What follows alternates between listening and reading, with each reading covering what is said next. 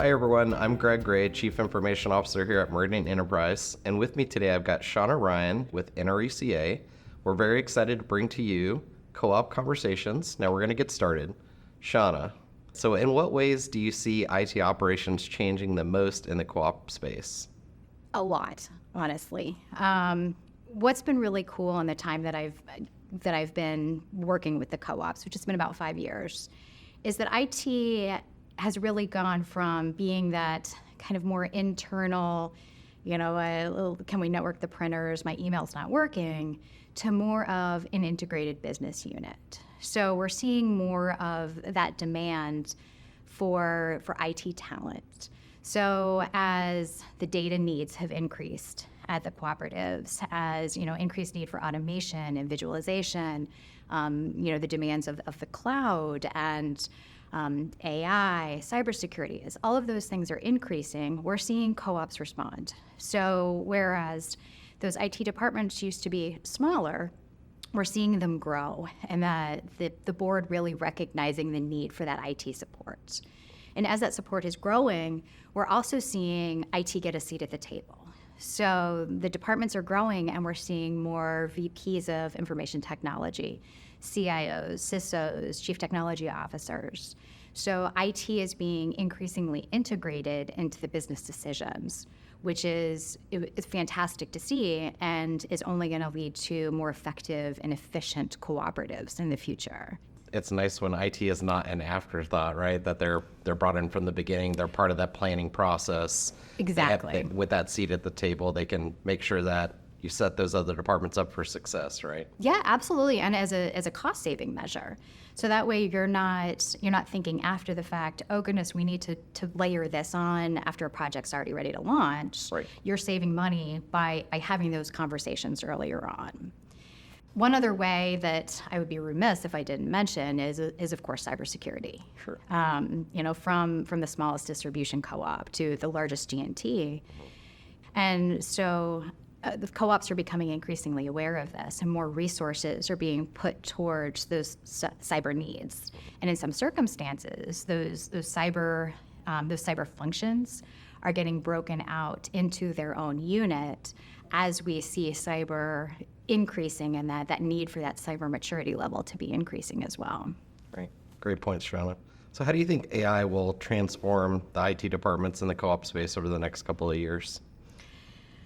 Well, that's a rough one. It's a tough one because obviously AI is coming, but nobody has a crystal ball. Nobody can say this is what is actually going to happen.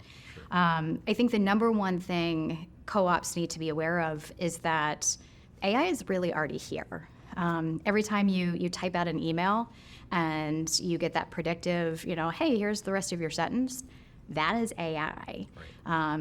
Siri on your phone or Alexa at your home, even things like your social media feed, all of those are being monitored and being impacted by AI.